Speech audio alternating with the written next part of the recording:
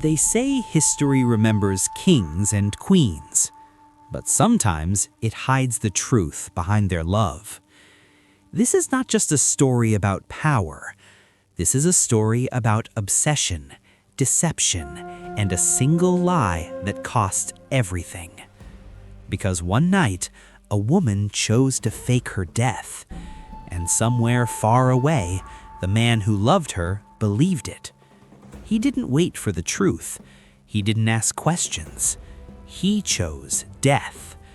And by the time she realized what she had done, it was already too late. This is the tragic love story of Mark Antony and Cleopatra, a romance so intense it didn't just break hearts, it destroyed empires.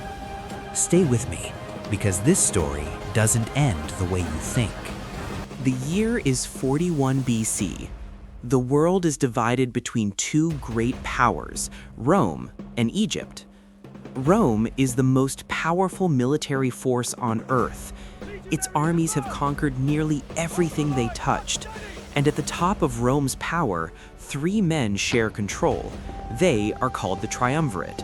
One of them is a man named Marcus Antonius. The world knows him as Mark Antony. Antony is not just a soldier, he is a legend. Brave, charming, and larger than life. Men follow him into battle without question. Women fall in love with him without warning. He controls the eastern half of the Roman Empire, a territory so vast most men could only dream of it. And then there is Cleopatra, Queen of Egypt, daughter of the gods, or so her people believed. She is not just beautiful. She speaks 9 languages. She is sharp, calculating, and more powerful than any woman of her time. She had already charmed Julius Caesar himself, the most powerful man who ever lived. She was that extraordinary. These two people, the greatest warrior of Rome and the Queen of Egypt, were about to meet, and nothing would ever be the same again. Antony had summoned Cleopatra to meet him in the city of Tarsus. He wanted to question her. There were rumors she had helped his enemies during a recent war. He expected her to come as someone called to answer. Instead, she arrived like a goddess. She sailed up the river on a golden ship. The sails were purple silk. The oars were silver. Her attendants were dressed as angels. The entire city stopped what they were doing and ran to the riverbank just to watch her arrive. And Antony, the great Roman general, the man who had never feared anything in his life, he was speechless. He had called her to answer to him. She made him come to her instead. That night, they dined together, then the next night, and the next. Ancient historians write that Antony was completely captivated, not just by her beauty, but by the way she spoke to him. She was his equal in every way. She matched his humor, his intelligence, his ambition. For a man like Antony, who had never truly met his match, that was everything. He followed her back to Egypt, and there, in the Golden Palace of Alexandria, one of the greatest love stories in human history began. But love, especially the kind that burns this bright, rarely gets to exist in peace. Back in Rome, people were angry. Antony was supposed to be governing, leading armies, keeping the empire together. Instead, he was in Egypt, laughing, feasting, living like a king beside Cleopatra. His enemies in Rome used this against him. They whispered that he had been bewitched, that the Egyptian queen had turned Rome's greatest general into a weak, lovesick fool. Then came the news that changed everything.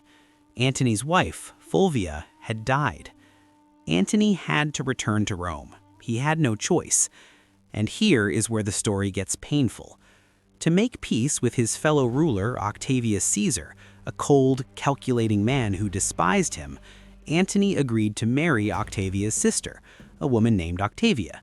It was a political marriage, a deal, a transaction.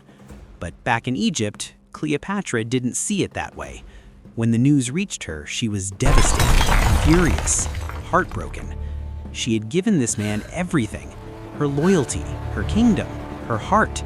She had even had his children, twins, a boy and a girl. And he had married someone else. But life has a way of pulling people back to where they truly belong.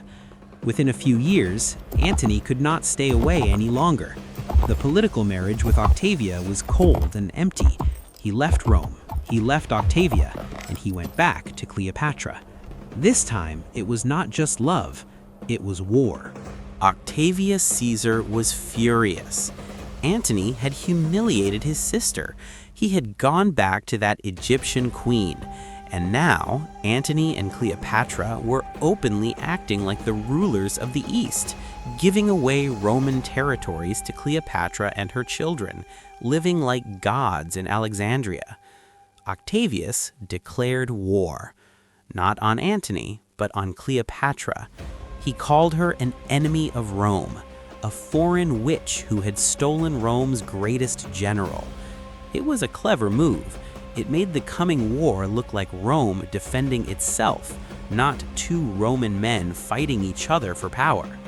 The final battle came in 31 BC, at a place called Actium on the sea.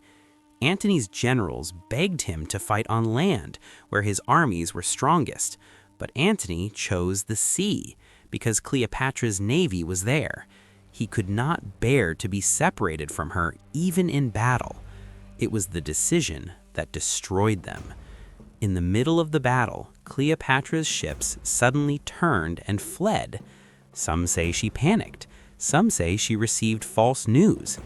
Antony saw her leaving, and he did something that shocked everyone who served him. He abandoned the battle and followed her. He left his fleet, he left his men, he left the battle that would decide the fate of the world. For her. His forces collapsed without him. Octavius won. The greatest military career in Roman history ended, not on a battlefield, but chasing a woman he could not live without. They fled back to Alexandria. Octavius followed with his army. Everything was falling apart. One by one, Antony's allies switched sides. His soldiers deserted. Even some of his closest friends abandoned him. Antony, this man who had been one of the most powerful people on earth, was now trapped in a city, waiting for the end. He was angry, broken. He felt betrayed by his men, by fate, by everything. Some accounts say he even blamed Cleopatra. He accused her of secretly communicating with Octavius, of trying to save herself at his expense.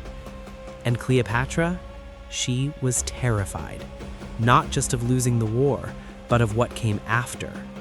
If Octavius captured her, she knew exactly what would happen. She would be paraded through the streets of Rome in chains, humiliated, displayed like a trophy. The proud queen of Egypt reduced to a prisoner for Rome's entertainment. She could not allow that. So she made a decision. Cleopatra locked herself inside her own mausoleum, a grand stone building she had built to be her tomb. She sent a message to Antony. The message said, "Cleopatra is dead." Why did she do it? We cannot say for certain. Some historians believe she wanted Antony to surrender, to save himself, knowing that Octavius wanted him captured, not dead. Others believe she panicked. Perhaps the message was meant to reach Octavius, not Antony. But the message reached Antony first. When he heard that Cleopatra was dead, the great Mark Antony, the man who had never broken in battle, who had fought wars and won empires and conquered nations, collapsed.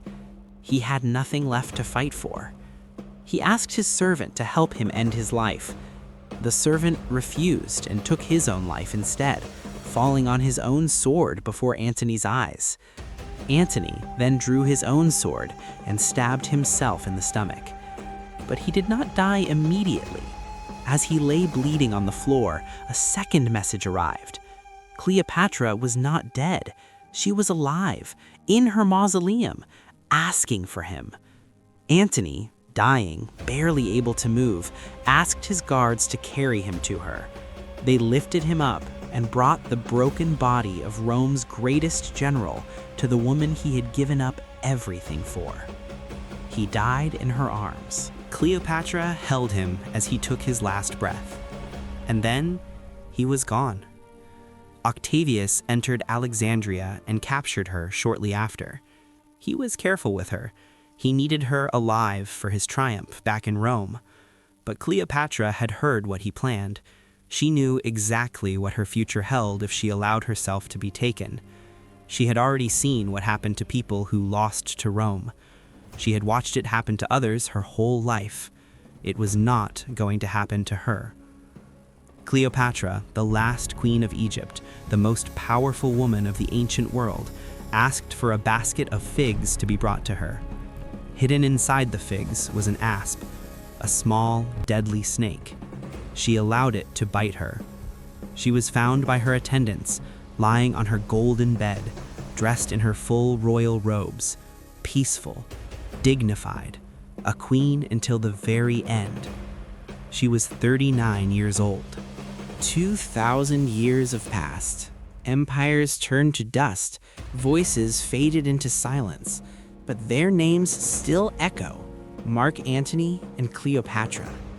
A love that didn't just shake the world, it set it on fire. Was it love or was it power? No one can say for sure, but in the end, she chose death over a world without him, and that choice still haunts history. This is Echoes of Forbidden Love. If this story sounds interesting to you, like, comment, and subscribe to this channel, and share it with someone who still believes love can be that powerful.